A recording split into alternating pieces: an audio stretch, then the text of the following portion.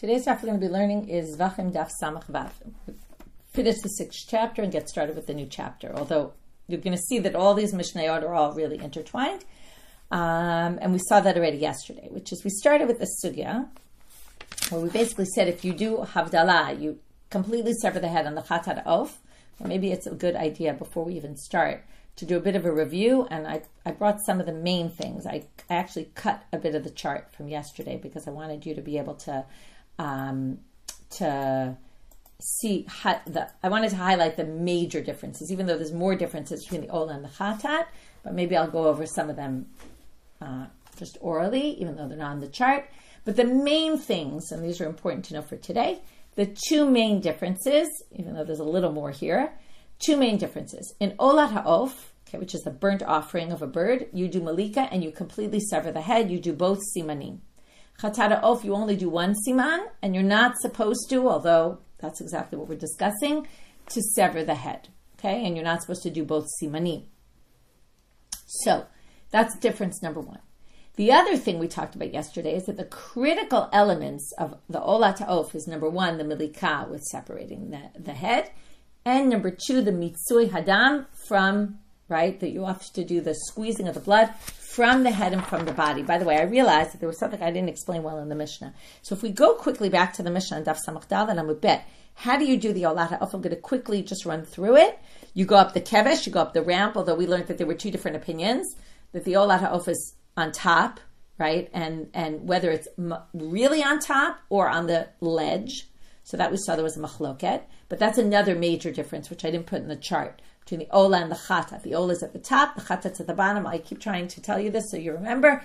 Generally, the chatat of the animal is on top because it says you have to do it on the four corners of the altar, which we saw a whole bunch of times, which means obviously it's at the top. The way you remember is the chatat of the bird is flipped. That one's at the bottom, whereas the ola is on the top, even though normally the ola is on the bottom.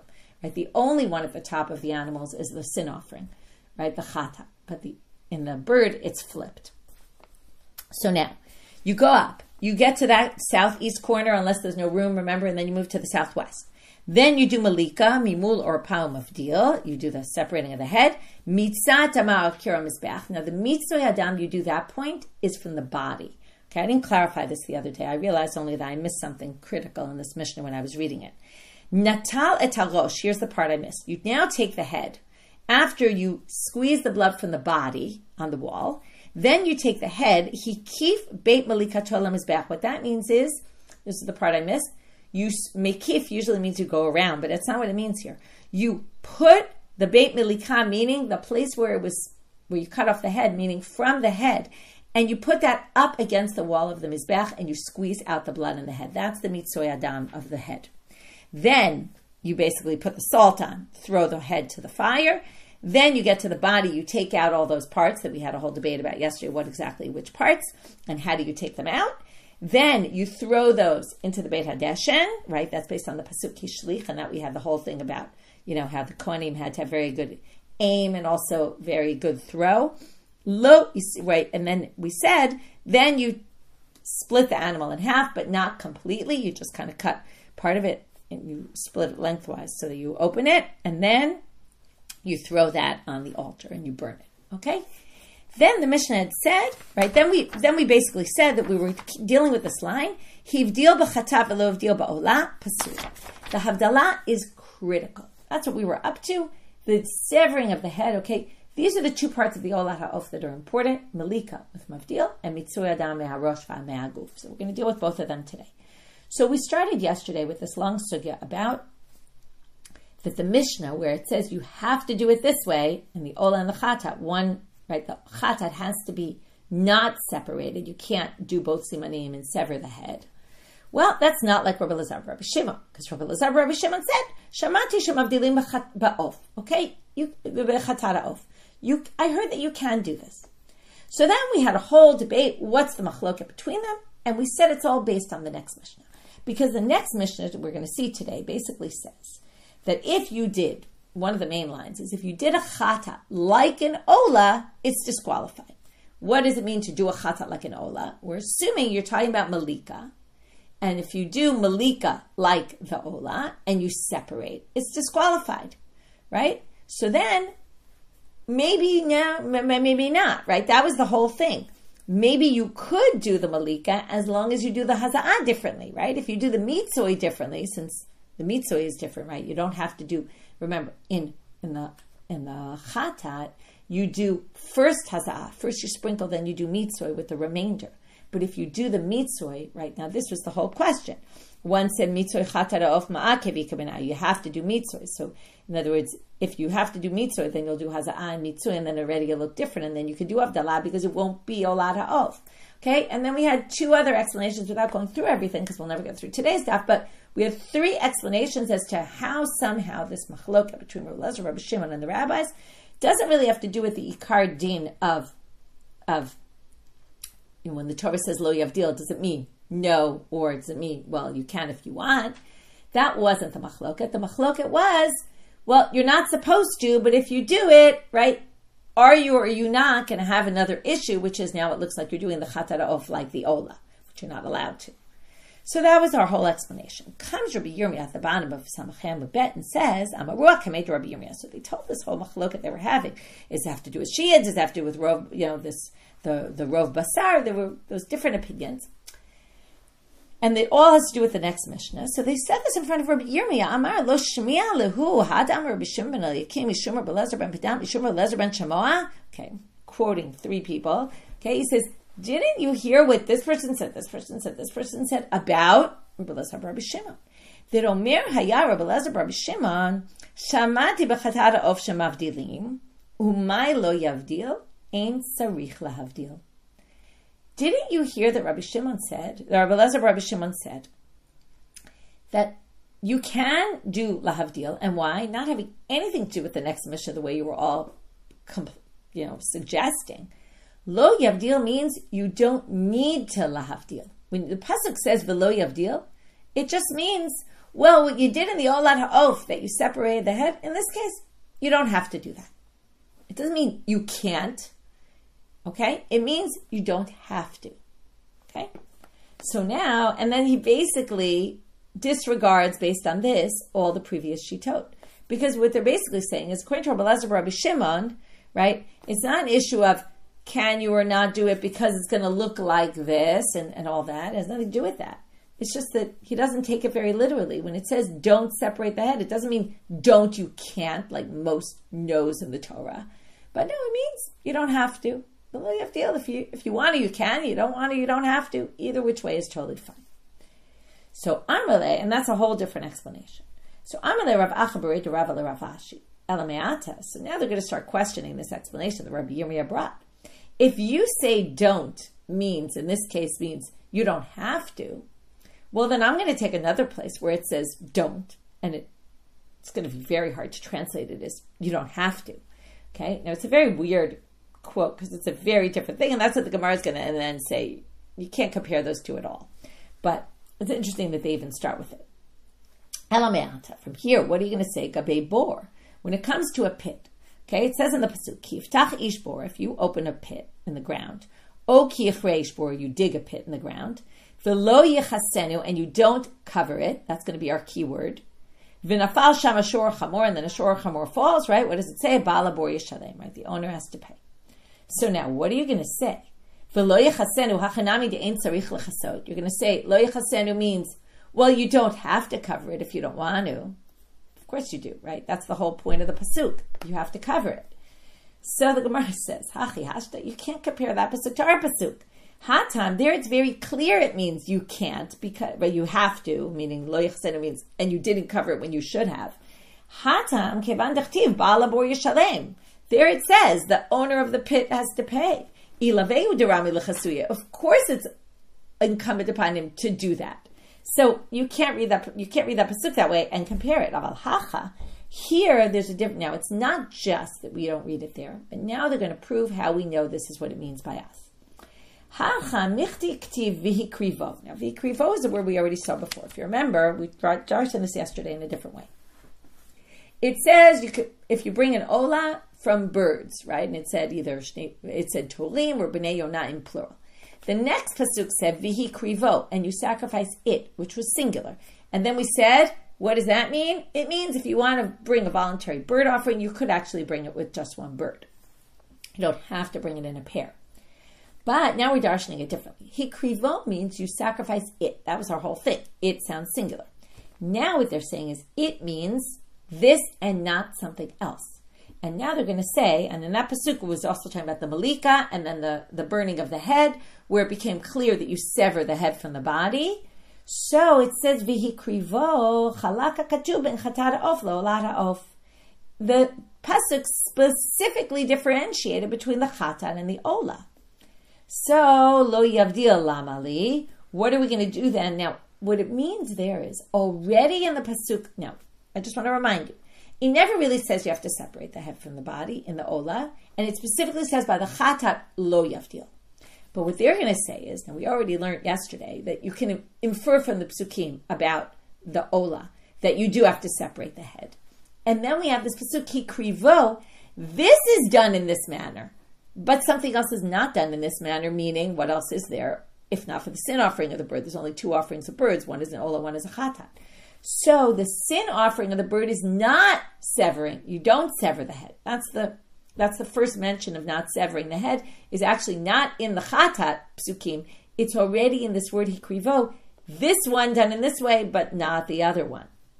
In which case, lo yavdil lamali. So then why does it say lo yavdil? You don't really need that pasuk, lo yavdil. To which we learn from here, this is Rabbi Elazar bar Rabbi Shimon, Shma mina, so lo yavdil lamali, what do I need it for? Shma mina, ein sarich lavdil. So lo yavdil must not mean what it really seems to be meaning, which is you can't. Because if it did, you would have already inferred that from hikrivo.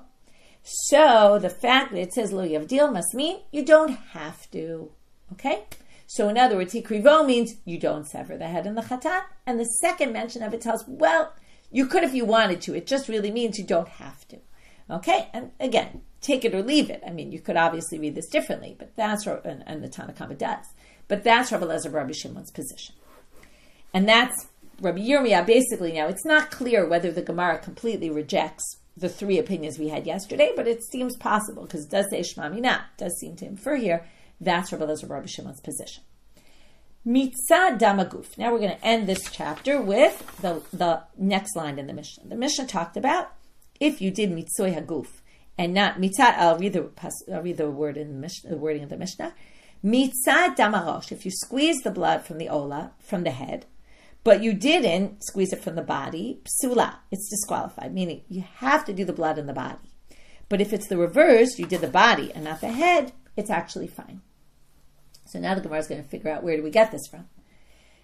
Tanu Rabbanan. So we're going to bring a braita that proves this. And with that, we'll finish the chapter. Ola. Now the last pasuk in the whole section of the Ola Ha'of says, okay, you shisau top knafa v'lo yavdil. That's not so important. Then you burn it on the fire. And then it says, Olahu. This is an Ola, which is very strange because it already said it's an Ola in the first pasuk. We know this is talking about an Ola. So why does it say Olahu Yisherech Nichoch Hashem? So we're now going to darshan those two words. Olahu. It's an Ola, this one. Okay. So Ola is going to be a general term that's going to include more things, because Ola means, remember we learned it before somewhere else, Hiya Ola Mokdah, that if it goes, whatever you put on the altar, it gets to stay on the altar. Because Ola means once it goes, like, we let it go. Okay? So Ola is going to say, this is coming to include a case where it's going to be an Ola anyway, even if you didn't do it exactly the way you were supposed to. And which case would that be? Where you squeeze the blood from the body and not from the head. Maybe it's the reverse, right? Maybe it should be if you did the head, but not the body. Talmud Lamal, who? Well, the word who comes to be exclusive. Who, it has to be done this way and not some other way. So from there, we have one word that includes more, one word that excludes. So we're going to say it's going to be good as long as you did the blood of the body. You don't need to do the blood of the head. So my Talmud, how do you get that? Now the Gemara could have used a different term like mara'ita. It's a little arbitrary. Why that one, not that one? It's usually what they use when they want to do that. But what they want to really say is, how do you get it from these psukim? Okay, that's what my Talmud usually means. Even though usually it's going to be the my Talmud is usually answered with, here's why we can see from the pasuk. It must be that, must be including that, that must be including that. Here they're just going to bring a logical reason. It's just obvious because Amar Ravina mistabra derov damim baguf shchiche.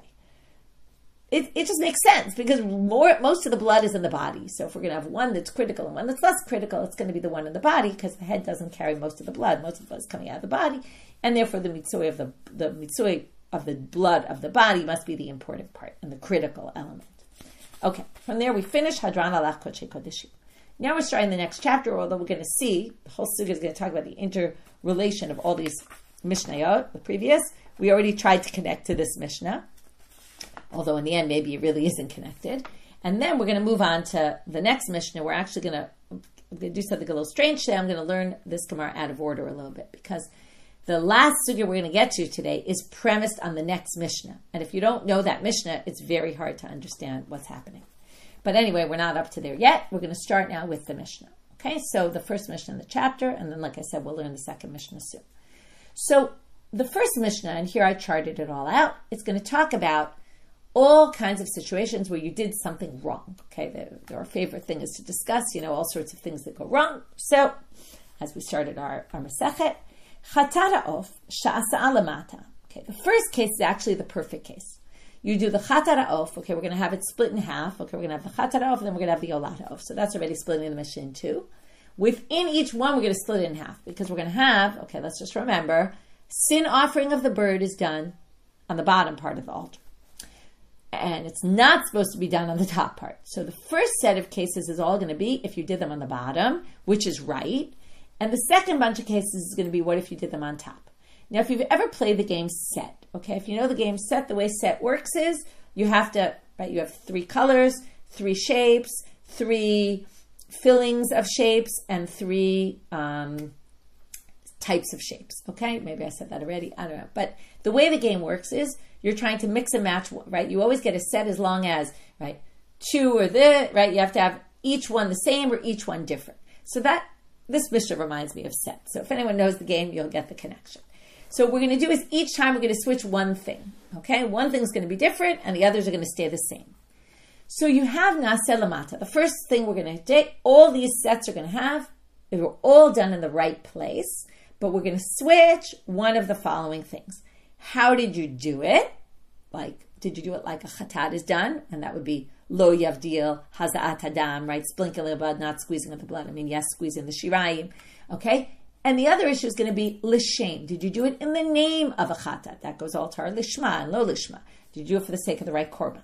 So the first case is the perfect case. You did a chatat ha'of, asa'ah lamata, kima chatat l'shem chatat, okay? So you did it in the right place. It was down below. You did it for the same way a chatat's normally done, and you did it for the purpose of a chatat kshera. Okay, that's totally obvious. It's kshera.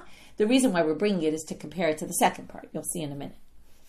If you did it also down below, which is the right place, but you did it kima chatat l'shem olah. You did it like a chatat, but you had in mind that you were sacrificing it as an olah. So we already know a chatat shelo lishma is psula, disqualified. Kema aseh olah l'shem chatat. This we learned yesterday. If you did it like an olah, again, which we deliberated what that means, right? Does it mean you did, right, malika l'shem chatat, right? That was the whole thing. If you do malika with havdalah, we explained it as, right, in the name of a chatat. Now you did it for a chatat, you did it in the right place of a chatat, but you did the actions like an olah, then it's psula, disqualified. If you did it kima aseh olah l'shem olah, you took a chatat, you designated it to be a chatat, you did it down below, but when you sacrificed it, right, when you, let's say, did the malika, you did it like the actions of an olah, and you did mitzvah, right, whatever that might be, and you did it l'shem olah, you did it with the intent to be an olah, it's psula, because of course, right, if ma'aseh olah l'shem chatat or ma'aseh chatat l'shem olah is psula, obviously this one's going to be psula. So all those cases are psula. Now we go to the second half of the chatat ha'of case. What if you did it asa'ah lamala? What if you did it on the top part of the altar, which is not the place you're supposed to do it? Kema'aseh kulam psula. Now we know why we brought the first case, because now if you do it kema'aseh chatat l'shem chatat, everything else is done properly, but you did it on top, no good. And obviously all the other cases which were psulim, even if you did them down below, for sure they're going to be psulim if you did them up on top. Okay, there's no even question there. Now we move to the olat ha'of. Olat ha'of sh'asa'ah lamala k'ma'aseh olah l'shem olah. Okay, that's your perfect case. You do an olah. up top where you're supposed to do the ola, right? This one obviously starts up top because that's the right place. Do the exact same structure. You do it up top, all the actions like an ola, and for the purposes of an ola, obviously it's kshera. And even if you do k'maaseh ola l'shem chatat, it's kshera. Why is that? Because an ola shelo l'shma is kshera. U'bavad shelo alta leba'alea. What do we just know though?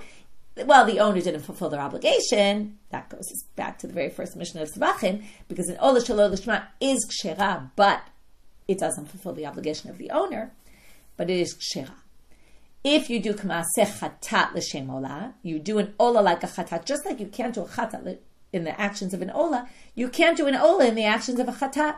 So if you did it in the actions of a chatat, you slaughtered it, let's say like a chatat, you only did one siman, or you did haza'at adam instead of mitzui, but you had in mind you were doing it for an ola, doesn't matter. It's psula, because you didn't do it right.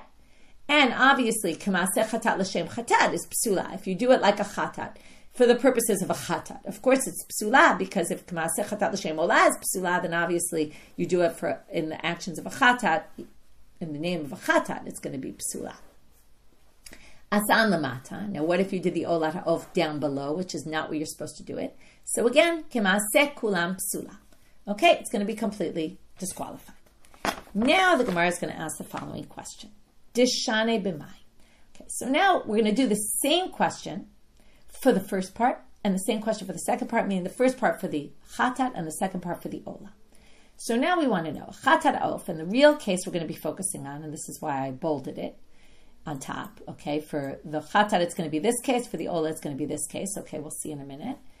Chatat off that you did, k'maaseh ola l'shem chatat is psula.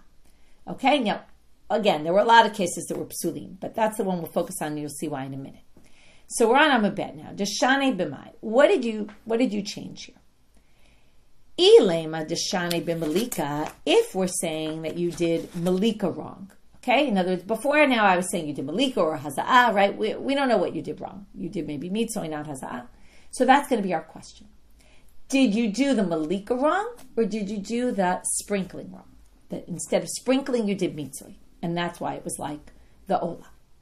So what we're going to have is, just to tell you the structure, we're going to have a suggested answer that we're going to reject. It's with an ilema. Ilema is always, if you're going to say we're going to reject it. However, they're going to question the rejection. And maybe it will still stand. And then we're going to have the second answer. And we're going to have a proof that that must be the right answer. But that actually we're going to reject. Okay, so let's go. Ilema deshani b'malika. If it's that you did the malika, which means what? What did you do? You severed both simanim and cut the head completely. If that's what you did, then what's the problem? What does it say here? It's disqualified. Now, what did we learn in the previous sugya? According to Rabbi Elazar Rabbi Shimon, it's not disqualified. So the Gemara is going to say, then this Mishnah, Nema de lo Rabbi Elazar Rabbi Shimon, Da'amar shamati shemavdilim b'chatat of. If you say the disqualification here, what he did when he did the chatat of like the ola, and we're going to say it's disqualified, right? Even if it was l'shem chatat, right? Even if you did it for the purposes of a chatat, it's disqualified. Well, that doesn't make any sense because that's going to be not like Rabbi Elazar Rabbi Shimon. Because what did Rabbi Elazar Rabbi Shimon say? I heard that you can do havdalah b'chatat of and it won't be disqualified. So now we don't want to say our Mishnah is not like Rabbi Elazar Rabbi Shimon. We'd much rather have our Mishnah match all the opinions. To which the Gemara says, I don't get what's bothering you about that. V'lo kimna de lo Rabbi Elazar Rabbi Shimon. Didn't we say the previous Mishnah wasn't Rabbi Elazar Rabbi Shimon? That's what we started in Zevachim bet. We said matnitin de lo Rabbi Elazar Rabbi Shimon. So if the previous Mishnah didn't follow his opinion, who cares if this Mishnah doesn't follow his opinion? That's not such a big deal. Okay. So, and also, by the way, it makes sense. If one Mishnah doesn't follow him, it makes sense that the next Mishnah wouldn't follow him as well. So, okay. But the Gemara says lo. Now, lo here doesn't really mean no, no way, no how. It doesn't say we're rejecting the first option. It could be it's talking about Malika, and it could be the Mishnah is not like Rabbi Elazar Rabbi Shimon. But we prefer, the Gemara is saying, to explain it according to everybody, which is lo. Dishane b'haza'ah. If you want to explain it like everybody, you could say the change was that you did, instead of haza'ah, you did mitzvah. You didn't sprinkle the blood, you squeezed the blood. And that's the maaseh olah. So you took a chatat off. Again, remember, you did it down below where it's the right place. You did it l'shem chatat, but you squeeze the blood instead of sprinkling it, and that's what's going to disqualify your korban. And now they're going to prove this, and like I said, we're going to bring a proof for this, but then we're going to reject the proof. Hachinami mistabra. Why? Midikatane seifa. It says asa'a lamala k'maseh kulam psula. Right, by the chatat. That was the last case in the chatat. If you do it above, in all, right, like all those other ways, it's psula. Va'afilu, and even, right, what's included in that case? K'maseh chatat l'shem chatat, right? Also, maseh chatat l'shem chatat is included in those cases, right? Meaning that first case, if you did everything right, maseh chatat l'shem chatat, it's kshera, but if you did that lamala, it's going to be psula. Okay, so now the question is, dishane b'mai. Now, so now, what was the case that you switched there? Okay, when you did it lamala. Now, ilema. Now, what the whole problem here in that case, where nothing else is wrong, there's only one thing wrong. What's that thing that's wrong? You did it up above. What did you do at the top of the altar? We could say the two critical things, the malika or the blood. Now, what we're going to prove is it's not going to be malika; it's going to be the sprinkling. And if it's the sprinkling, in that case, okay, now we're going to say like this. We're trying to figure out what's the case of chatat ha'of k'maseh olah l'shem chatat.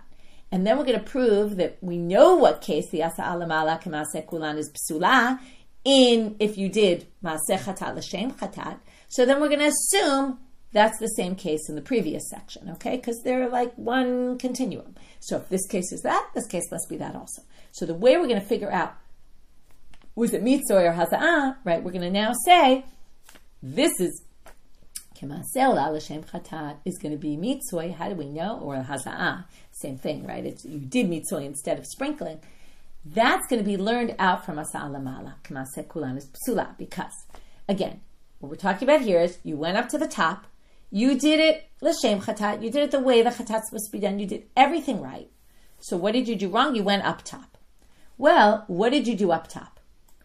If it is that you went and did the malika up top, ha-mar-mar, now we have to go back to daf samach gimel. Daf samach gimel at the bottom, we went back to this Mishnah. The Mishnah said, "B'kol makom hayta kshera." All the cases, in anywhere you want to do it, it's kshera, but zeh haya mikoma, but this was its place. And then they said, if you remember, what does that mean? How do you say b'kol makom kshera, but this was its place? And they differentiate there and they say, ha-mar-mar, milika b'chol makom ha'mizbeach kshera. They say what could be done anywhere is the malika. What can't be done anywhere is the sprinkling. So now we can go re-explain this line when it says you did it up above. Like the chatat, l'shem chatat, everything else was right, but you did above. What did you do above? It wasn't malika, because if you did the malika above, but the sprinkling down below, it's actually kshera. So we need to find a case where it's going to be disqualified just because you did it above. Well, then obviously, alalav deshane b'hazai must be that you you did the sprinkling up on top. And that was your problem.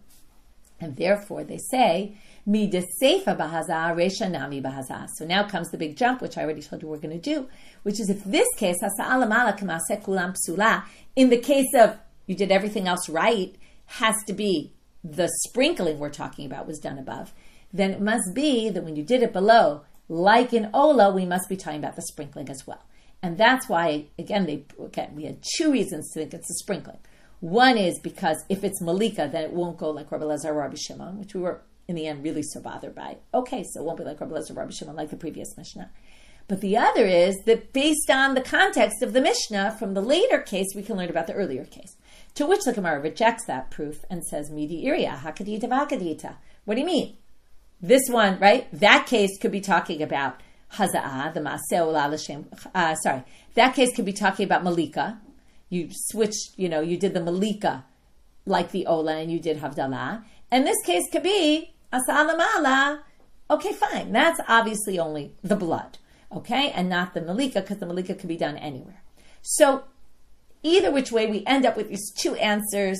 We can't really prove the second answer, and we can't really disregard the first answer, so we're kind of left without any real clear clarification. Okay? Now, again, you could just answer like this. If you want to make the Mishnah like everybody, then you're going to have to say haza'ah. If you want to make it that it doesn't follow Rabbi Elazar or Rabbi Shimon, you could say it's about malika. Okay, now we get to the next sugya, but before we get to this next sugya, we really have to learn the next Mishnah. So we're going to go and learn the next Mishnah first, and then we're going to come back. So the next Mishnah says, "V'kulan ein mitamim bebeit habliya u'moalim behem." Now, what they're going to say is like this. We need a bit of background. There's tumat beit habliya. What's tumat beit habliya? It's a nevela of a kosher bird. Nevela of an animal generally is tameh. So an animal dies without proper shchita, it carries tumah. If I touch it or carry it without touching it, but let's say it's on a tray and I move it, so I'm tameh. Nevela of tahor, a kosher bird, has a different kind of tumah. It's called tumat beit habliya. While it's in my mouth, while I'm eating it, let's say I eat it, I shouldn't eat it. It's a nevela, it's a non-kosher bird. It wasn't slaughtered properly. While I eat it, and it's in my mouth, it's metame my clothes, and I am tameh at that time. Now, what removes it from being a nevela like this, right? A proper slaughtering. In the temple, what makes it not a nevela? Malika, because malika is like shchita, but it's done in the temple, right? Malika isn't done outside the temple, by the way, and shchita isn't done inside the temple, right? So outside the temple, shchita removes it from being a nevela. Inside the temple, it's malika. But what if it's a malika psula? Our Mishnah just listed a whole bunch of cases where if I did the malika in this way, right, or this bird gets disqualified. But comes the Mishnah and says, all these cases, there's no tumat beit habliya, okay? Because there was a malika done, there was a proper malika, even though there were things wrong with it, like I did the ola l'shem chatat, I did this, I did it wrong. Either I did the malika wrong or I did the hazah wrong, but either which way, it doesn't affect nevela. It's not going to be a nevela because malika was done. So it might not fulfill my korban, and it might be disqualified korban, but that is not, if I happen to eat it, it's not going to carry that impurity. And another thing, mo'alim behem. What's me'ila? Misuse of consecrated property. Now, normally an ola always has me'ila. Before, after, right? At any stage, there's me'ila. A chatat, if you remember, after you do the blood, what happens? The meat is permitted to the kohanim. So usually, after the blood is sprinkled, the me'ila is removed, right? There's no me'ila anymore because now the kohanim can eat. There's no misuse of consecrated property. It's allowed to kohanim at this point. So me'ila is removed at that point, once you sprinkle the blood. In these cases, since you'll never be allowed to eat it, right, and it never becomes permitted to the kohanim, the me'ila remains on the sacrifice. So it's a disqualified sacrifice, but it still has laws of me'ila because it never got to a point where someone could eat it. Now the ola, of course, is going to always have me'ila, but the chiddush here is even the chatat doesn't get the me'ila removed, okay, because it never gets that permission for kohanim to eat it. Chutz mi, except for one case, chatat ha'ov sha'asa'a lemata k'maseh chatat l'shem chatat. Okay, that's obvious. That was the case that was done properly. The chatat that was done l'shem chatat, the way of a chatat, it's all kosher, and that the me'ila is removed as soon as you finish everything because the kohanim can eat it. Okay. Now, here we're going to have a machloket, though. This is important to understand. Olat ha'of sha'asa'a lemata k'maseh chatat l'shem chatat. Now, what if you did an olat ha'of? But everything about it, okay, go back to our game of set. Everything's wrong. You did completely wrong.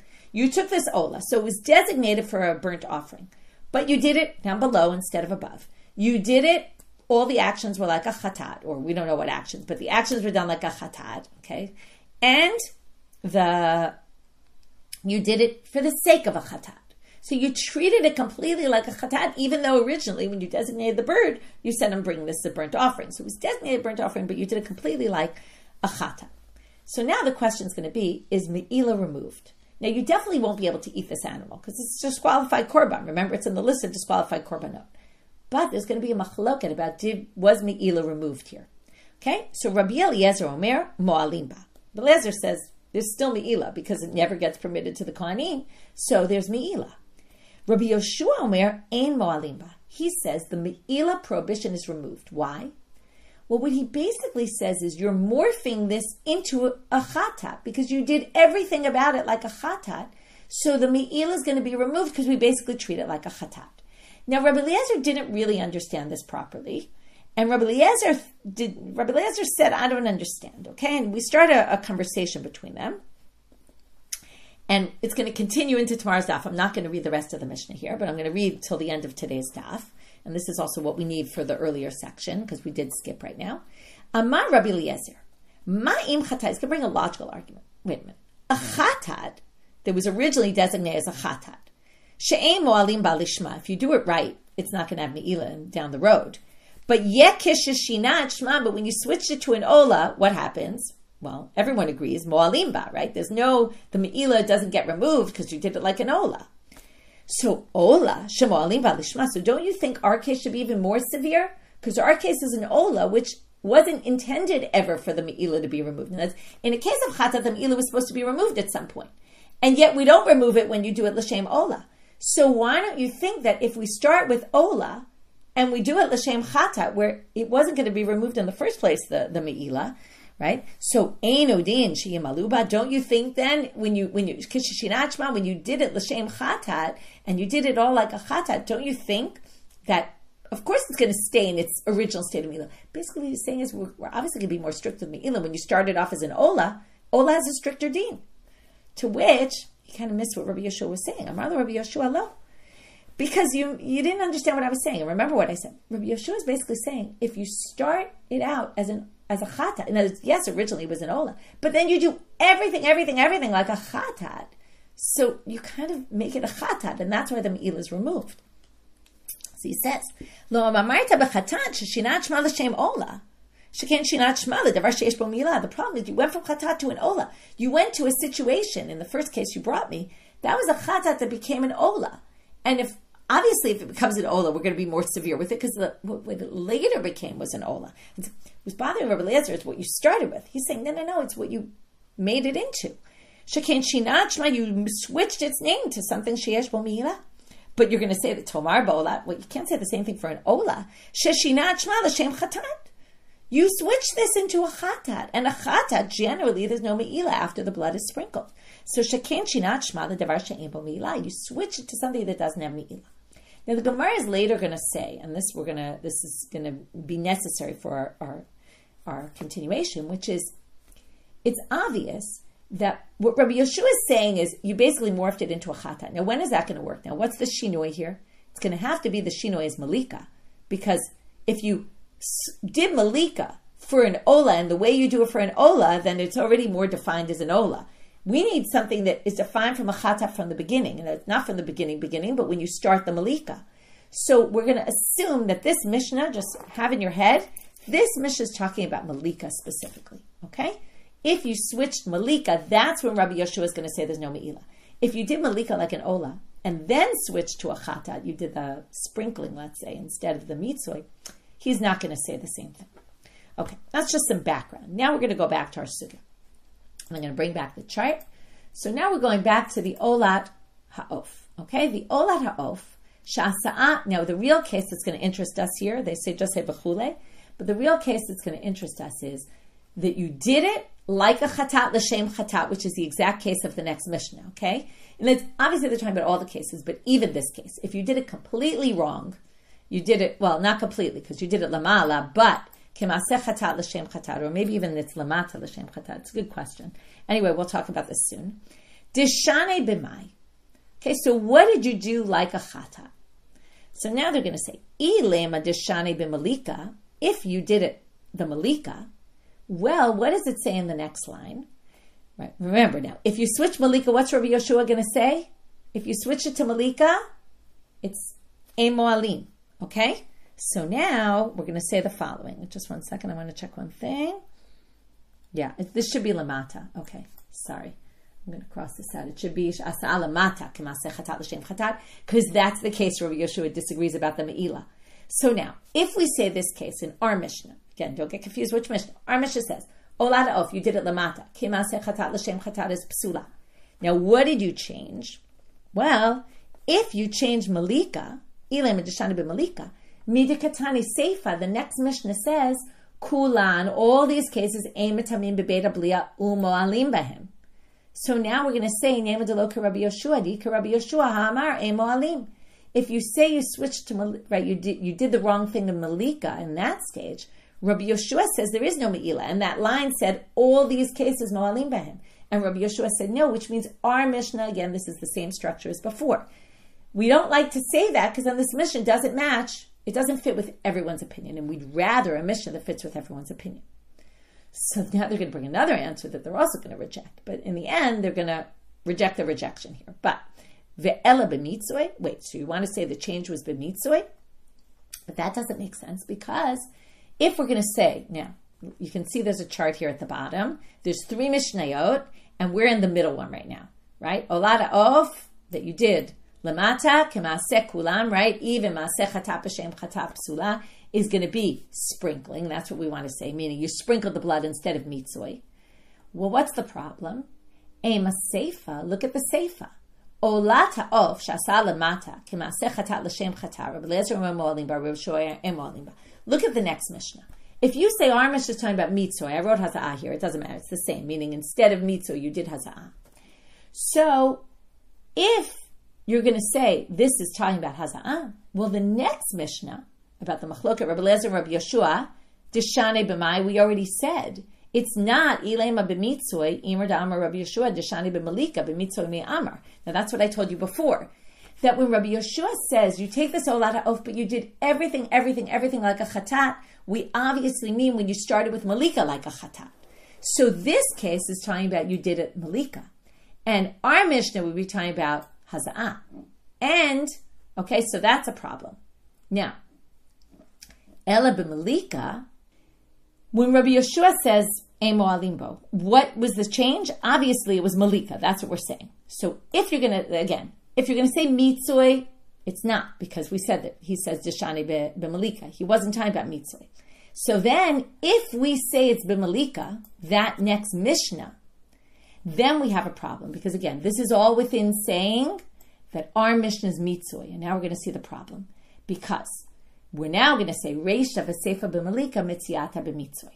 Okay, now we have to go back to the previous Mishnah. So we're now going to take the 3 Mishnayot. This is why I said this is all one continuum.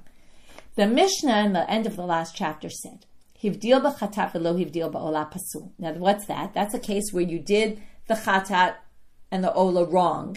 At what stage did you do it wrong? Obviously, malika, because it's talking about lavdil. We're going to take the last Mishnah that we just learned now, which is olah ha'ov sh'asa lamata. K'maaseh chatat l'shem chatat. Rabbi Lezer omer mo'alim. Rabbi Yeshua says ein mo'alim. That we already said. Rabbi Yeshua is only going to say there's no me'ilah in that unique case where everything was done right is when you did the malika like a chatat. So that's malika. So if you want to say that we don't want to make our Mishnah malika because then it won't fit with Rabbi Yeshua's opinion because of that next line in the next Mishnah, kulam emetamim bebeda blia umoalim ahem, then you're going to have a problem because then you're going to say our Mishnah is about mitzvah or haza'ah, right, about the sprinkling of the blood, and then it just doesn't make sense. You're going to have the previous Mishnah of this topic was malika. This Mishnah of the topic is sprinkling. And that Mishnah of the topic is malika. That doesn't seem to match.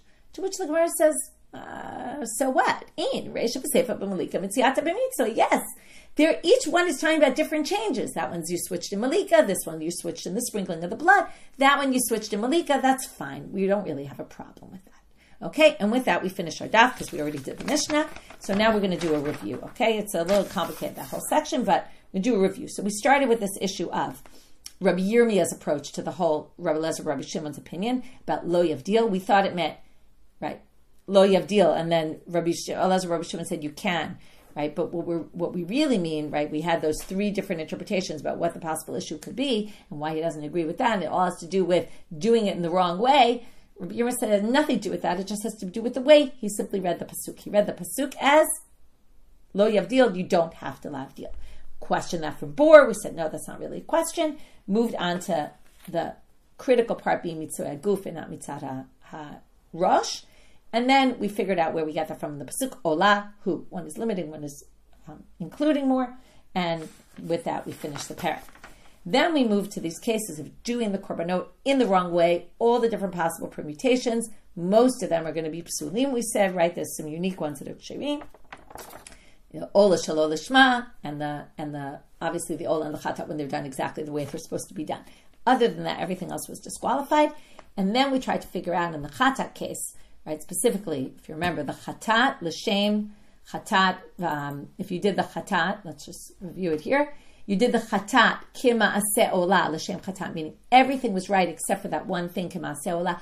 What's the maaseh olah? Well, we don't want to say malika because that goes against Rabbi Lezer, Rabbi Shimon. So it must be haza'ah, and we try to prove it. Again, it was a little bit weak because we tried to prove it. This is the same structure in both, really. One was to say, if we go that way, we're not going to be L'Kulei Alma, according to everybody.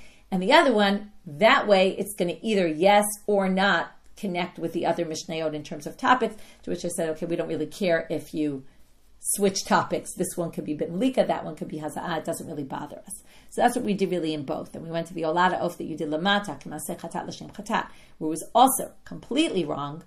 And the question is, what did you switch? If it's Malika, then it's not going to be like Rabbi Yeshua, because it also says in the next Mishnah that Mo'alim in all these cases. And if that's the case, well, you're not Mo'alim according to Rabbi Yeshua in that case if you switch Malika. So it must be Mitzvah, but if you say Mitzvah, it's weird. You're going to have, first Mishnah was Malika, then Mitzvah, then Malika. That's also strange. But the Gemara says, yeah, that doesn't really bother us so much. And with that, we finish our daf and stop here. Pick up with this sugya tomorrow. We'll pick up back with the discussion between Rabbi Yeshua and Rabbi Eliezer. And that's, again, what we saw in the Mishnah then was that case of, in general, this Malika works enough to get it out of Beta Blia, and there is Me'ila though, right? It doesn't remove the Me'ila for the Chatat, right? Except for, right, they had some exceptions, and then this Machloka between Rabbi Yeshua and Rabbi Eliezer about whether that unique case of the Olat HaOf Sha'asa Lamata Kima Se Chatat L'Shem Chatat, it was completely like a Chatat. Rabbi Yeshua saw this as morphing into a Chatat, and the Me'ila would be removed, whereas Rabbi Eliezer doesn't say that. And just remember, even though he says there's no Me'ila, Rabbi Yeshua, he doesn't really seem to think that you can eat the meat. He just thinks that the Me'ila is removed. With that, we finish for today. Wishing everyone a good day.